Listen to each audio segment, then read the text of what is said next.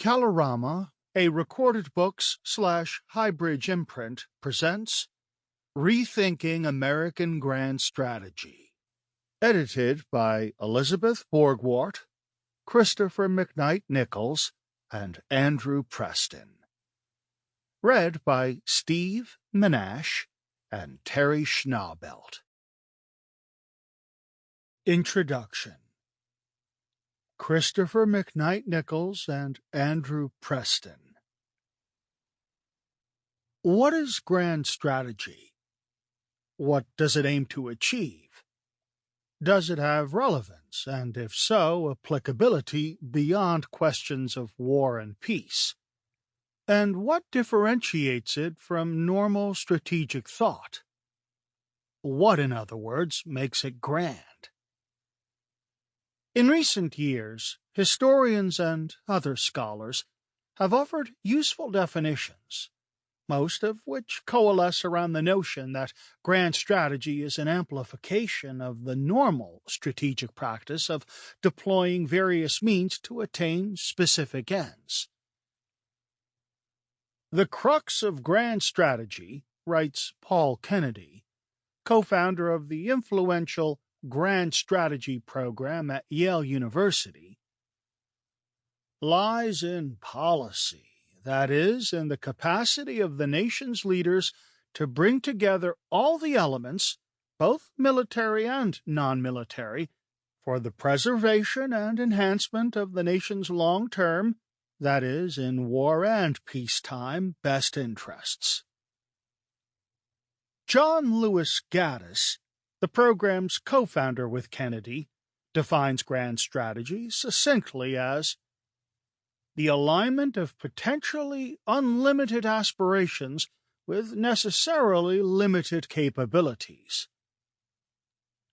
Hal Brands, an alumnus of Yale's program and a contributor to this volume, observes that grand strategy is best understood as an intellectual architecture that lends structure to foreign policy. It is the logic that helps states navigate a complex and dangerous world. Peter Feaver, who followed Yale's model when establishing a grand strategy program at Duke University, is somewhat more specific. Grand strategy refers to the collection of plans and policies that comprise the state's deliberate effort to harness political, military, diplomatic, and economic tools together to advance that state's national interest. International relations theorist Stephen Walt is even more precise. A state's grand strategy is its plan for making itself secure. Grand strategy identifies the objectives that must be achieved to produce security and describes the political and military actions that are believed to lead to this goal. Strategy is thus a set of contingent predictions. If we do A, B, and C, the desired results, X, Y, and Z, should follow. While clear about grand strategy's purpose, these definitions do not explicitly address its proper scope and focus. Why?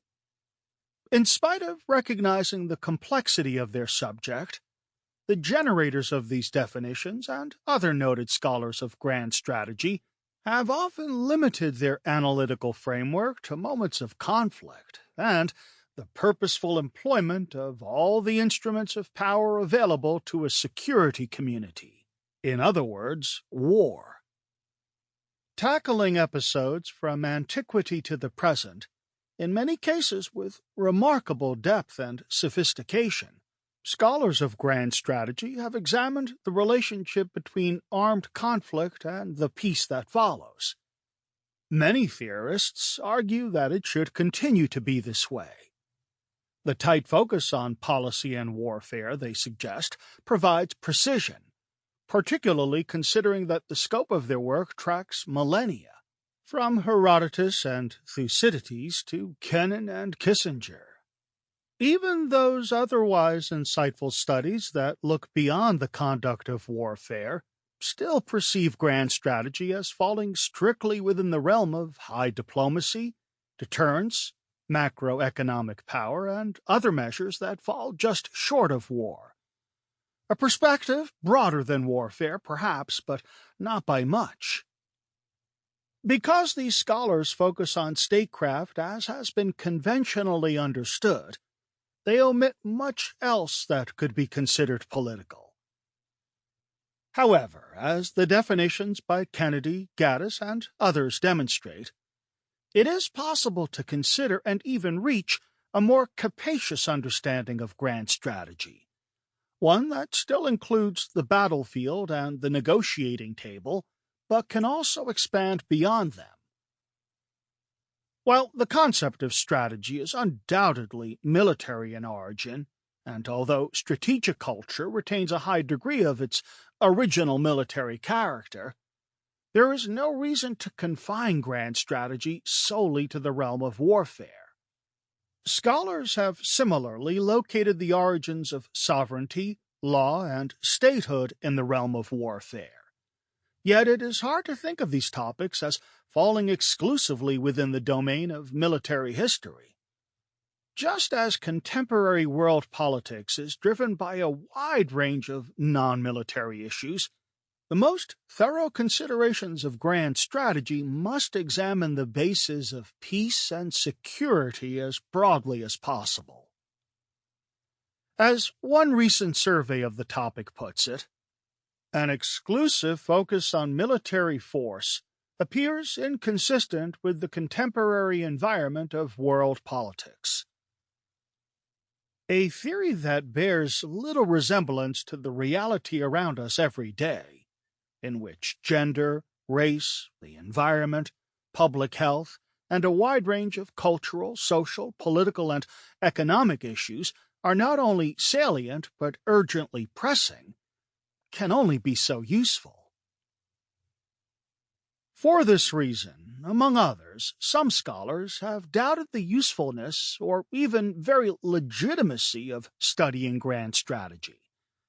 Skeptics tend to mount criticisms in roughly three key areas: definitions, discipline, and scope.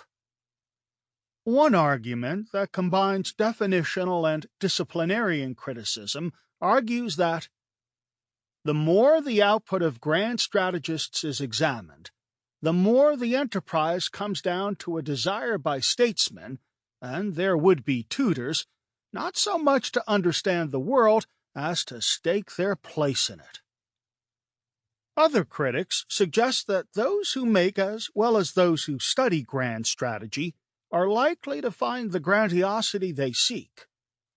Richard Betts, for example, admonishes scholars that it is good to step back and realize that there is less in the idea of this voguish concept than meets the eye.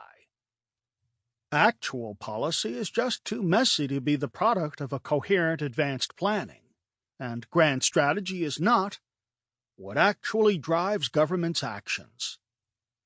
Taking the modern United States as a nation-state case study, Rethinking American Grand Strategy instead argues for the relevance and usefulness of grand strategy, and in doing so demonstrates that grand strategic analysis can be much more capacious than the usual politico-military framework of international history. To encompass the fullest dimensions of grand strategy, scholarship must include the forgotten voices that contributed to the intellectual architecture, plans, policies, and aspirations of U.S. foreign policy, especially those voices that traditional scholarship has neglected. Not only have these understudied and under-theorized figures and topics long factored into U.S. strategic thought, but they have actively shaped it.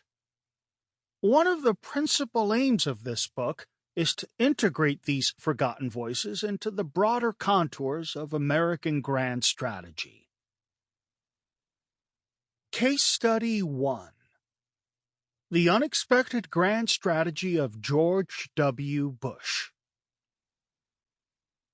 sometimes the most effective and far-sighted grand strategy has little to do with armed conflict. By way of illustration, consider the policies of President George W. Bush. It is clear that many people in the Bush administration saw the attacks of September 11, 2001 as an opportunity to deal with Iraq once and for all. Their view carried the day in the teeth of opposition from national security officials and anti-war protesters alike. But despite Bush's determination for a showdown with Saddam Hussein, and despite later perceptions, there was no rush to war. A full 18 months passed between 9/11 and the invasion of Iraq. In that time, Bush convened many National Security Council (NSC) meetings on Iraq. Key members of the administration spent countless hours explaining both the nature of what they saw as an Iraqi threat and the regional and international benefits of removing that threat. Most notable was the National Security Strategy, a 31-page document released in September 2002 that explicitly laid out Bush's vision for prosecuting the global war on terror. What is particularly striking about those 18 months of planning and deliberation, however, is how unstrategic the Bush administration's thinking was. Its highly ambitious ends bore almost no relationship to realistic means.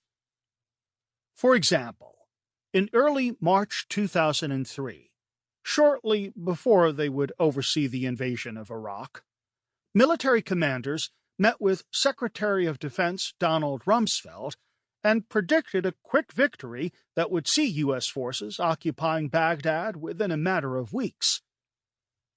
But those plans focused narrowly on defeating the Iraqi army and did not come close to matching up with, let alone achieving, the administration's almost limitless regional and global objectives.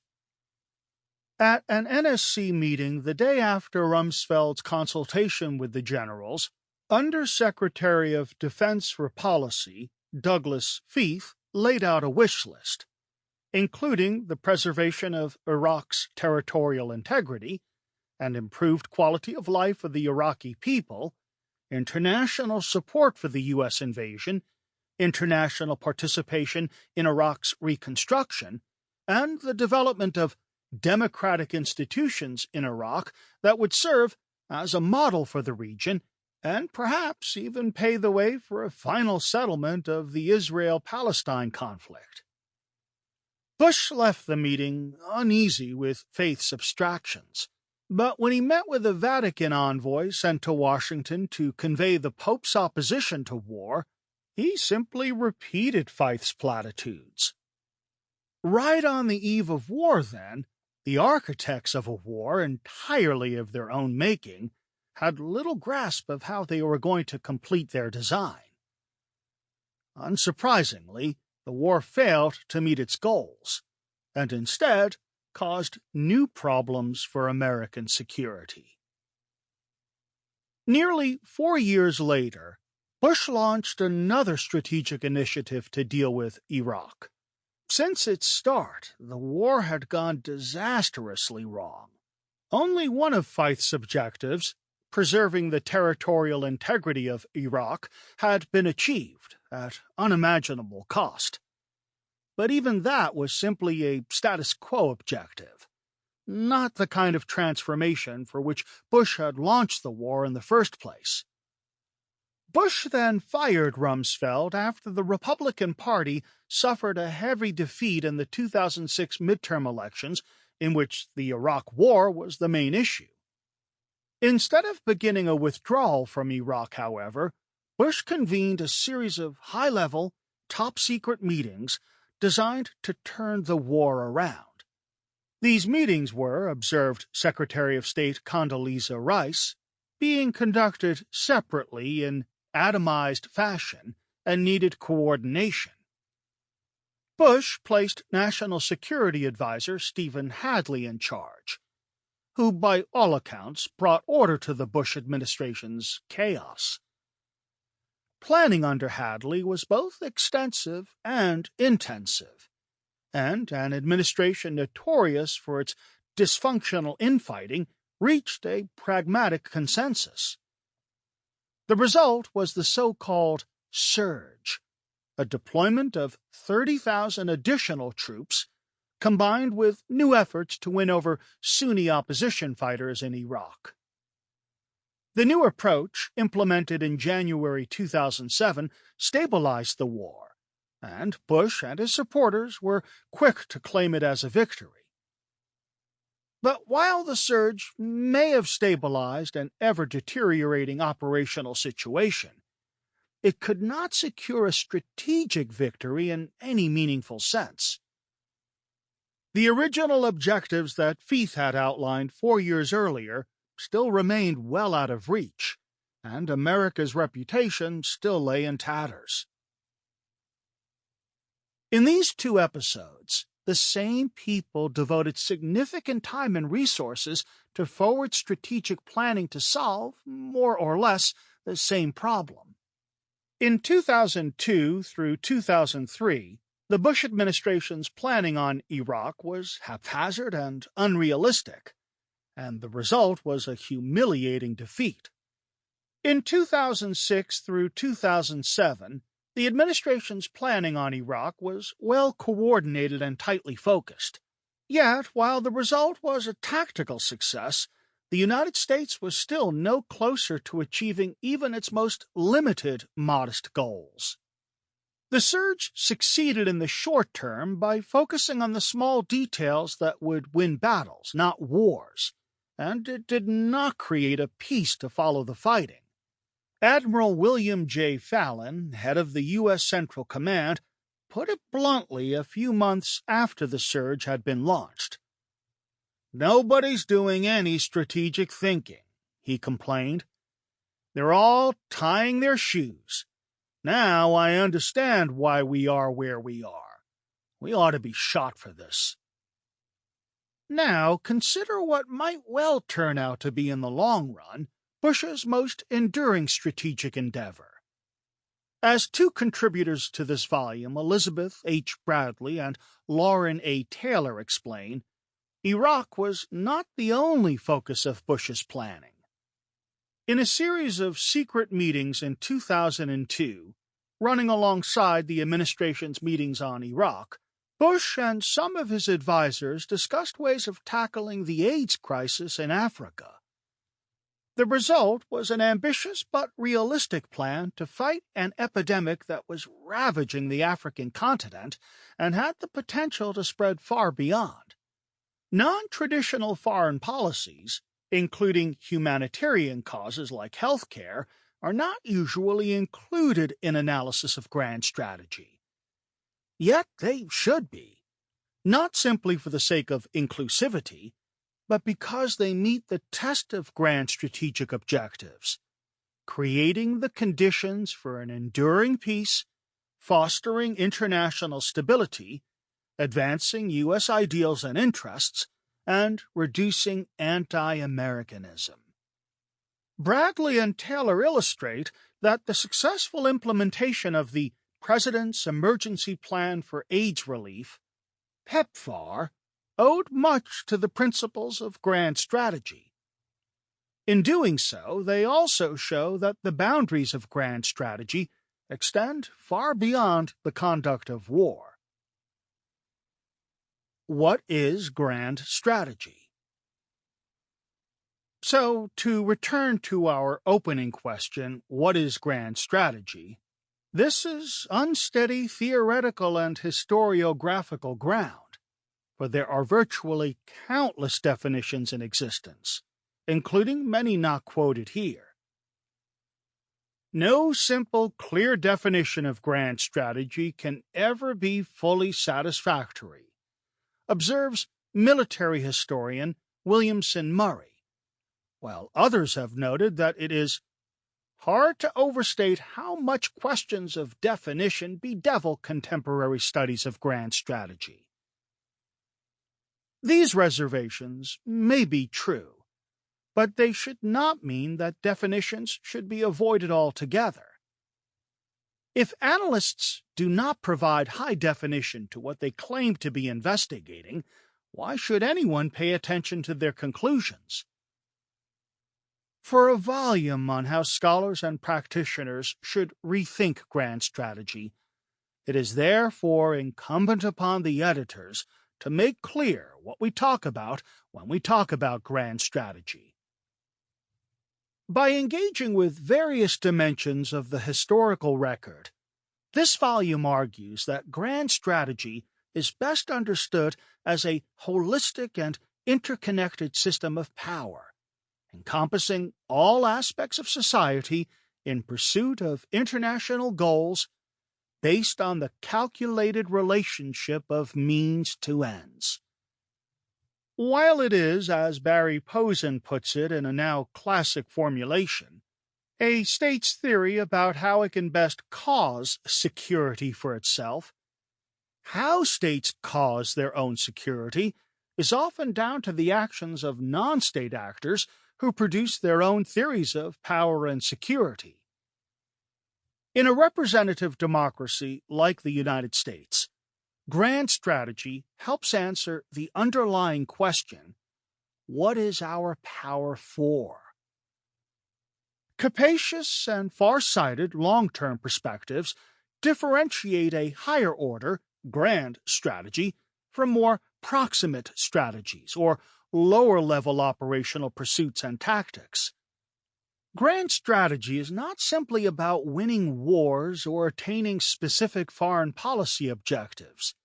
Important as these priorities are, it is not only an answer to the question of what power is meant to achieve.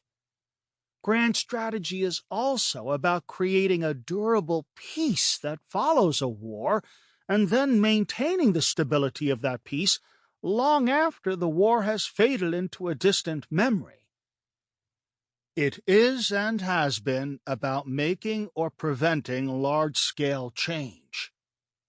It is, for the United States especially, with its global ambitions, widespread commitments, and enormous capabilities in all forms of power, about trying to shape world conditions so as to ensure the protection of national security and the flourishing of national values. If normal strategy is pragmatic, essentially an exercise of short-term problem-solving, grand strategy is ideological, a programmatic vision of reshaping a state's internal environment and reordering, to the extent that it's possible, the people who live in it. While strategy has a conceptual lineage stretching back to antiquity, grand strategy has a decidedly more modern pedigree. Although the label of grand strategy might be applied to the statecraft of leaders from before the modern period, only in the last 2 centuries or so have strategic thinkers explicitly conceptualized strategy on a grand scale, and only in the last 100 years has strategy been codified as grand. Even the great Prussian strategist Karl von Clausewitz did not write about grand strategy in what is probably the most important strategic treatise in diplomatic and military history, On War. Nor did his influential contemporaries, such as Antoine-Henri Jomini. In fact, nobody did until the first era of modern globalization, in the late 19th and early 20th centuries, when the mass armies and nationalist movements of the 19th century were joined to the industrial economies, innovative technologies, and ideological visions of the 20th century. Shortly before World War I, 2 naval strategists, American Alfred Thayer Mahan and Briton Julian Corbett, offered a totalistic conception of strategy that reached far beyond the military, including its economic, political, and at times cultural and ideological dimensions. In 1911, Corbett even distinguished between forms of minor and major strategy. But it was not until after the Great War that grand strategy came into existence in a formal and theoretical way. It was entirely fitting, then, that grand strategy was forged as a separate discipline during the global conflicts of the 20th century. The phrase grand strategy first appeared with some recurrence in English-language writing in the 1860s, but it does not appear to have been much used until the World War II era, with an explosion of the use of the term in 1936, reaching a peak in 1944. That there appears to have been a dramatic rise in references, debates, and discussions of grand strategy from 1936 to 1949, with the greatest usage in the 1939 to 1946 period, should come as no surprise. Indeed, grand strategy as a phrase mirrors the wartime intellectual deliberations and plannings not just for the conflict, but also for the post-war peace. It thus maps onto the mid-century American century moment as surely as any declaration by Henry Luce or Franklin Roosevelt. The United States aimed to devise a grand strategy for enduring global power in those years, and everyone knew it.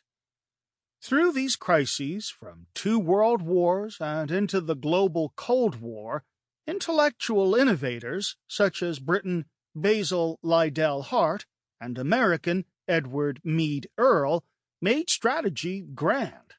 Liddell Hart and Earle, the latter the subject of a chapter in this volume, argued that grand strategy encompassed the new dimensions of power in the modern age. Their visions were flawed, but they were visionaries all the same, and they exerted a profound influence on later historians of grand strategy. These figures were not alone in rethinking the best way for states to engage with the New World Order.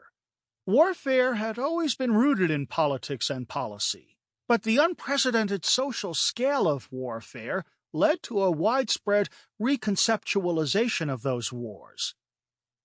Even before the advent of nuclear weapons in 1945, nation-states had begun devising ways of limiting and perhaps even eliminating warfare itself. But the failure of these ambitions, and the persistent threat of total war in the nuclear age, meant that states had to consider their place in the world in a more comprehensive fashion. The ability of states to project awesomely destructive power far beyond their borders meant that threats had to be identified long before they became imminent. Because grand strategy is a creation of modern warfare, developed in an increasingly interconnected and interdependent world, it took a broad view of the factors involved in world security and a robust view of its own role to contributing to it. States also had to consider the emergence of threats from more unconventional sources. Disease, migration, access to foodstuffs and raw materials, the status of women, racism, and racial conflict. By the middle of the 20th century, all these issues and more had to be evaluated as legitimate threats to peace and security. Strategy, which before the 20th century had been primarily operational and military in focus, could no longer be effective if it ignored the increasingly complicated and integrated modern world system. Grand strategists had to see the whole picture, not just the battlefield, and they had to peer into the future, not just solve the problems of the present. For this reason, it is probably better to think of plural grand strategies rather than a singular grand strategy. While it is clear that strategy was born of military and political necessity, grand strategy was born of the need to fit military and political matters into a larger framework. As the case of PEPFAR demonstrates, Developing strategies designed to win wars has not been enough to ensure a state's national security or international standing. Strategic studies. Sample complete. Ready to continue?